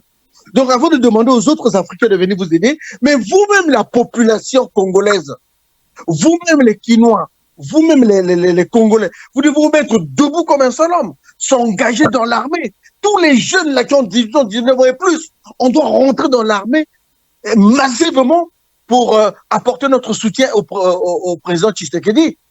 Et à ce moment-là, il va prendre conscience et va se dire, ah, maintenant j'ai compris, puisque mon armée est infiltrée depuis les généraux jusqu'aux sous-capitaines. Toute l'armée congolaise est infiltrée par les Rwandais. Donc quand vous donnez l'argent, quand le pauvre Tshisekedi, excusez-moi du terme, président Tshisekedi donne l'argent aux officiers pour donner, pour alimenter les militaires qui sont au front, l'argent n'arrive pas. Toute la classe politique se le partage, tous les officiers se le partagent, et quand ça arrive sur le terrain, c'est des miettes, c'est insignifiant. Maintenant que tu as fait le diagnostic, tu le sais. Quel est le plan d'action? Quelle est la stratégie que tu mets en place pour mettre fin à ça? Voilà. Donc, je reviens à mon premier argumentaire en soutenant Madame Sabine en disant que si tu connais les insuffisances de ton armée, fais appel à l'aide extérieure, c'est tout. C'est l'armée, hein. C'est la guerre. Faut pas avoir honte. C'est la guerre. Il ne faut pas avoir honte. Putain, il ne faut pas avoir peur. Vous voulez dire ne pas avoir peur. Voilà, bien sûr, bien sûr. La France, le pays dans lequel on se trouve, qu'est-ce qui s'est passé à la Première Guerre mondiale? Qu'est-ce qui s'est passé à la Deuxième Guerre mondiale? Charles de Gaulle, le général, n'a pas eu honte, hein. Il n'a pas eu peur. Il a fui la France. Il est allé se réfugier, comme nous le savons tous, à Londres. Il a fait l'appel de Londres, ça n'a donné rien. Il est venu se réfugier à Brazzaville, qui était devenue à l'époque la capitale libre, la capitale de la France libre plutôt. Il a lancé son appel et il a mobilisé toutes les 14 et les 15 colonies françaises. Il est allé prendre la chair à canon là-bas. Il a pris les Sénégalais, il a pris les Sénégalais, il a pris les Congolais, les Tchadiens, les Béninois, tout ce qu'il pouvait prendre. Voilà. Nous sommes allés jusqu'en France, on est morts en France, nos parents sont morts en France pour libérer la France. Donc la France n'a pas eu honte. Donc pourquoi la République démocratique du Congo, pourquoi son excellence, le président Tshisekedi aura honte? Non, frappe à la porte du Congo, du Gabon, du Cameroun, tous les pays là, de l'Union africaine, frappe à leur porte, dit que voilà, j'ai une armée désorganisée, j'ai une armée qui a faim, j'ai pas d'argent, donnez-moi un peu d'argent, aidez-moi, je vous serai reconnaissant. Voilà, c'est tout, il n'y a pas de honte, il n'y a pas de... Voilà. Mais le comportement de son excellence, le président Félix Tshisekedi, le comportement des Congolais à Kinshasa, ils font la fête, ils dansent. Mais enfin, c'est pas possible. C'est pas possible, normalement, dans un pays comme ça, où une partie, toute l'Est, toute la partie Est est plus ou moins prise avec... voilà. Mais les gens ne pouvaient même plus manger, les gens ne pouvaient plus dormir, les gens devaient être debout comme un seul homme pour dire, voilà, qu'est-ce qu'on fait là? Le M21 est en train de venir. Il ne faut pas que l'histoire se répète comme au temps de Kabila Père, où on dit Kabila est en train de venir. Mobutu ne fait rien. Et après on dit non, il est à côté de Kinshasa. Et après non, il a atterri à Kinshasa et Mobutu fouille. Il ne faut pas que ce soit la même chose pour Tshisekedi. Je vais m'arrêter là pour dire que je lance un appel vibrant à toute la communauté internationale, toute la communauté africaine surtout, et particulièrement aux Congolais de la République démocratique du Congo, de vous faire ouvrir les yeux au président Tshisekedi. Je l'ai suivi hier avant-hier, il a parlé, il a fait... Mais je ne vois même pas son engagement, je ne vois même pas sa détermination, je ne vois pas le côté vorace, le côté... Bon, c'est un civil, c'est vrai, mais un civil aussi peut avoir un côté militaire. Regardez ce qu'a fait Emmanuel Macron. C'est un civil, hein, mais il demande à ce que les Français puissent... demande à ce que l'Union européenne puisse envoyer des soldats à terre pour aller épauler l'Ukraine. Mais lui aussi, c'est un civil, Tshisekedi. Il peut avoir un comportement vorace, un comportement militaire pour dire que je suis le président de la République, donc chef des armées, c'est ça, non? La constitution congolaise, c'est la même que la nôtre. Le président de la République est chef des armées. Par conséquent, il doit prendre les armes, pas lui physiquement, mais il doit demander au peuple de s'engager pour que la classe politique le suive, quel que soit que ce soit les gens de gauche, de droite, du centre, les gars de l'opposition, en période de guerre, on doit être derrière le président et que le peuple se mette debout, bien armé, alimenté, pour que nous puissions booster dehors Kagame, parce que la cause étant juste, la victoire est certaine. Je termine par là. Merci, M. Gagnon.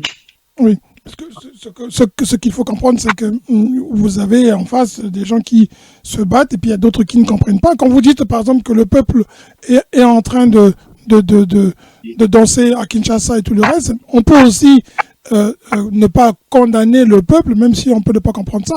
Parce que ce qui se passe, et c'est ce qui est souvent le cas dans nos pays, dans les pays africains, c'est que la désinformation, pas seulement du pouvoir, est telle qu'on fait croire qu'il n'y a rien. Et donc les gens pensent qu'il n'y a rien. Quand on leur dit que tout est sous contrôle, et la population ne peut que croire.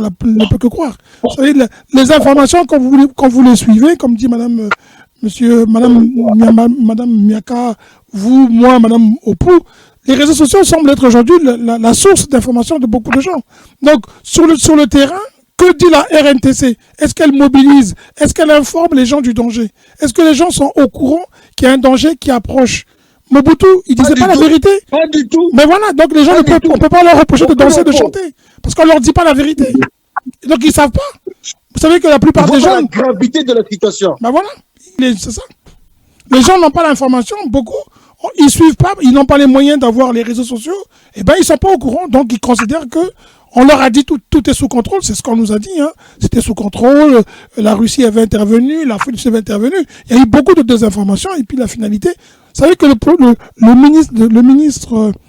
porte-parole du gouvernement de la RDC a quand même dit des choses très graves. Il est venu en disant que tout média, quel qu'il soit, sur le territoire national, qui donnait une information contraire à ce que disent les autorités, était arrêté, hein. Était arrêté. Donc personne ne pouvait dire le contraire que ce qui était dit, personne ne pouvait faire des analyses autres que celles que disent le pouvoir. Et donc la désinformation et le mensonge font partie de ce qui fait que les gens ne mesurent pas le danger qui guette à l'horizon. On va suivre et puis on va en parler.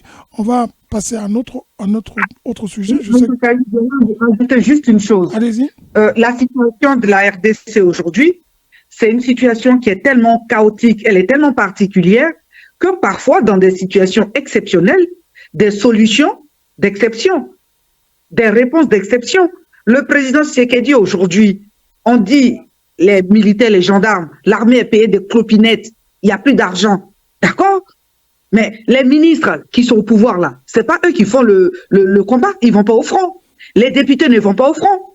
Dans une alliance, c'est-à-dire que soit il incarne réellement le leader de la RDC, il prend son peuple à témoin, il est rassembleur, il peut même demander au peuple de faire des sacrifices. Quand je parle des peuples, je parle même déjà de son gouvernement, déjà même, il réduit même leur salaire pour avoir de l'argent pour payer les militaires qui vont au front. Enfin, je ne sais pas, c'est des idées comme ça, mais je me dis, à des situations pareilles, il faut apporter des solutions exceptionnelles.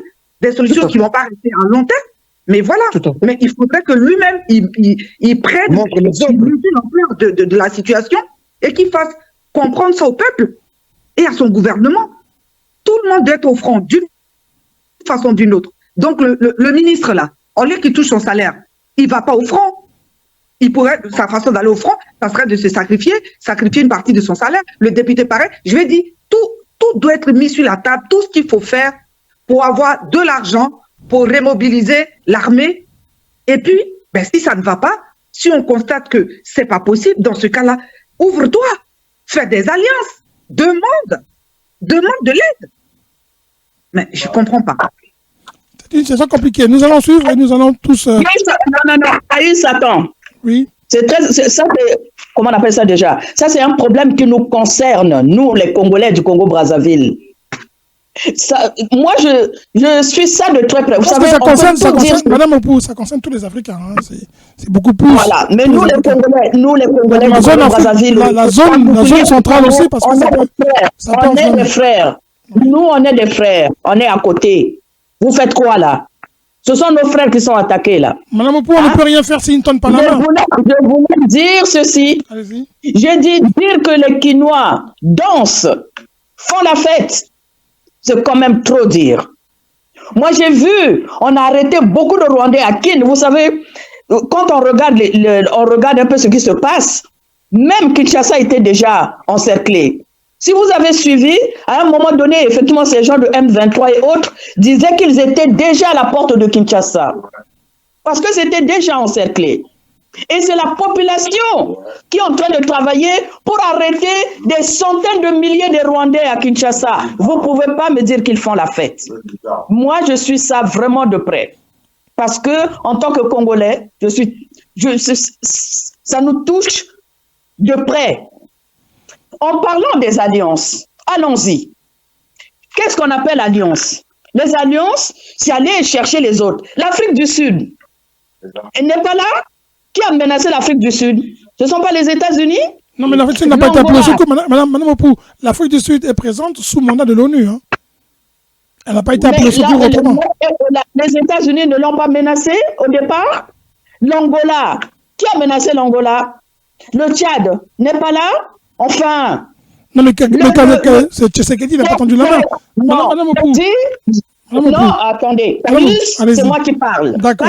Oui. On suit la situation de près. On peut tout dire sur Tshisekedi.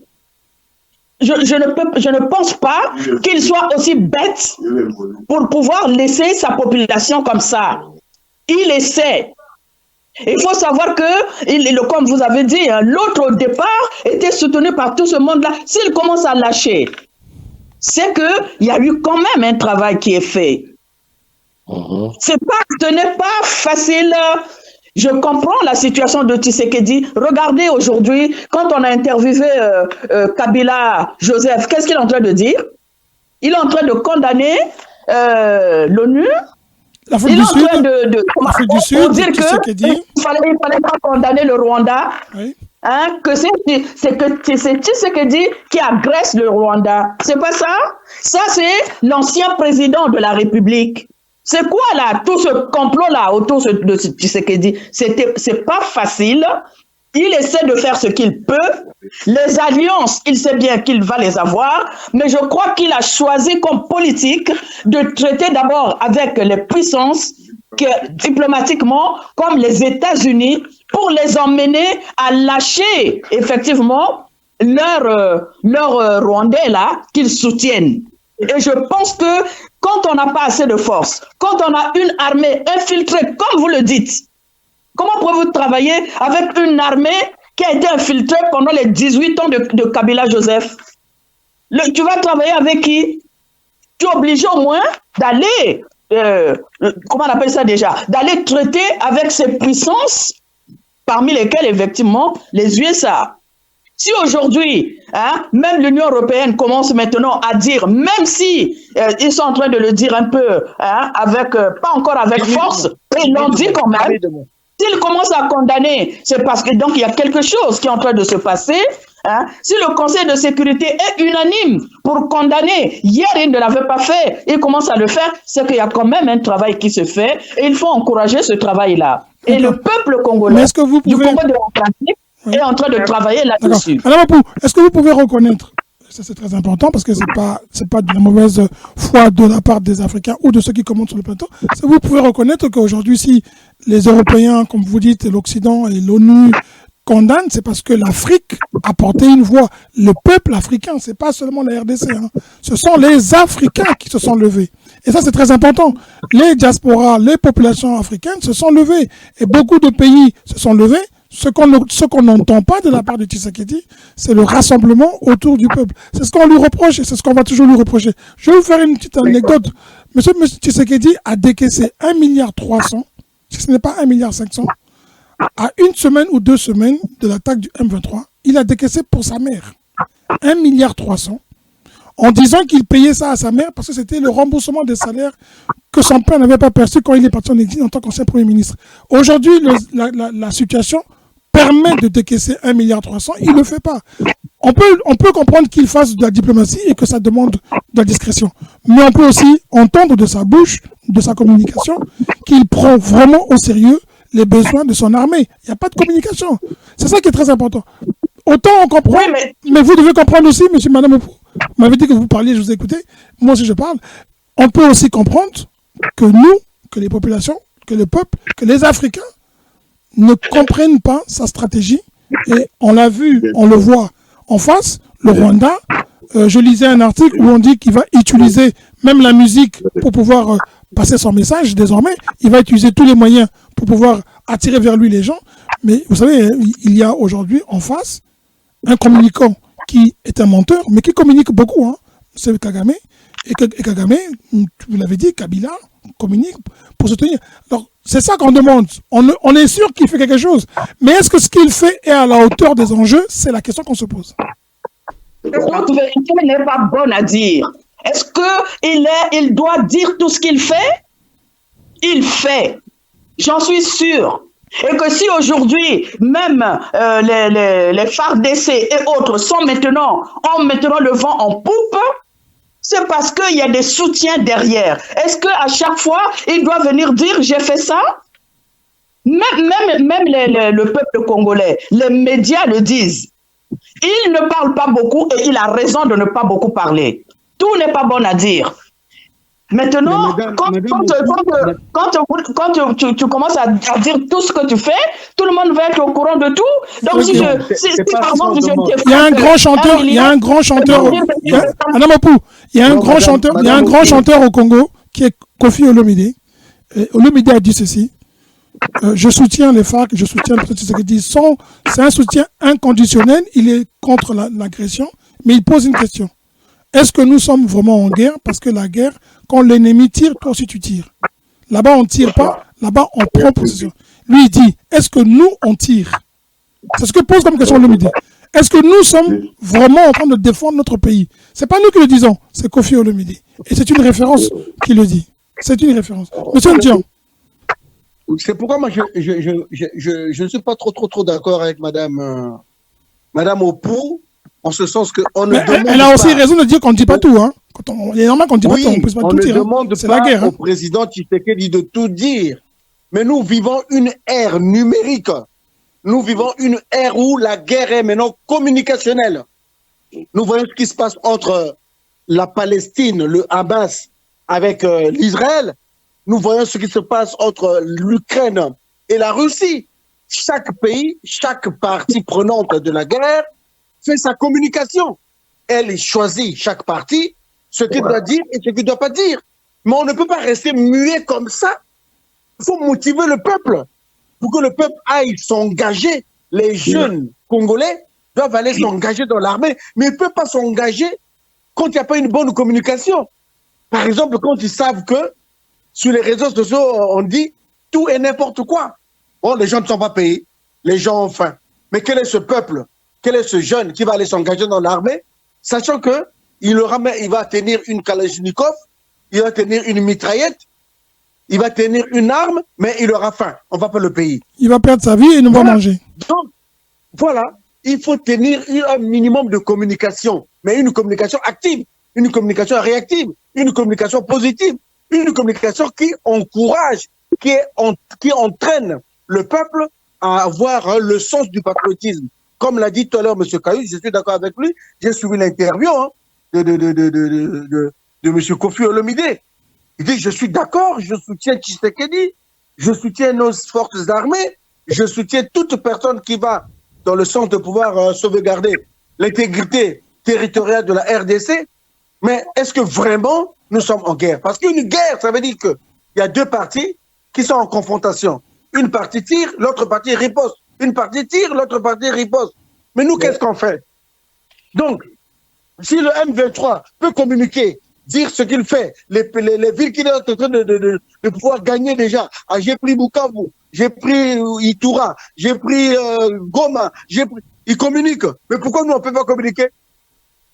Nous aussi, on doit communiquer, bien sûr, en sachant qu'il y a des aspects secrets de notre stratégie qu'on ne doit pas dire, mais il y a des informations qu'on doit aussi dire.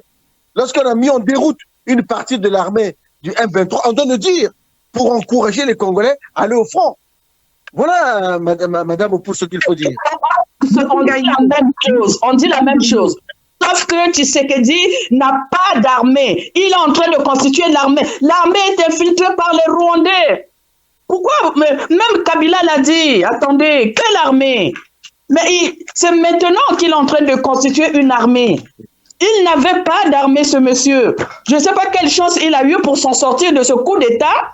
Moi, je me suis posé la question. Mais les objectifs des Nanga et autres, c'était quoi? C'était un coup d'État ou seulement prendre les villes? Au départ, c'était un coup d'État parce qu'ils disaient qu'ils allaient arriver à Kinshasa. Mais ils étaient sur d'eux parce que l'armée était à eux.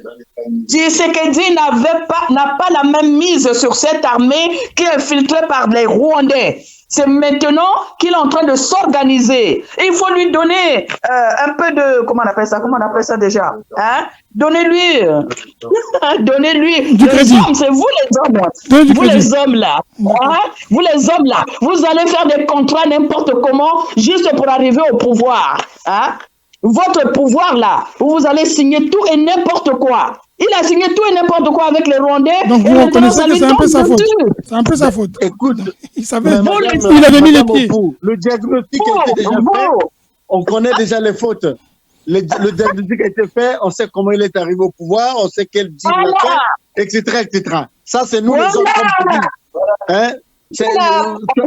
Ça, c'est... Mais ce comportement sexiste de ta part aussi, il faut le laisser à côté, hein, parce que nous sommes en période de guerre.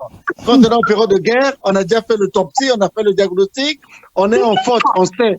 Mais maintenant, il faut réagir. Il faut réagir. On sait que l'armée est... Regardez là où vous emmenez le pays. Rien que pour vos égos surdimensionnés. Regardez. Hein? Nous, les femmes, on ne ferait pas ça. D'accord. Ça sera le mot qui va conclure cette discussion sur ce sujet, sur l'actualité. Et encore une fois, essayez de savoir que nous ne faisons pas la politique, mais nous essayons de comprendre la politique.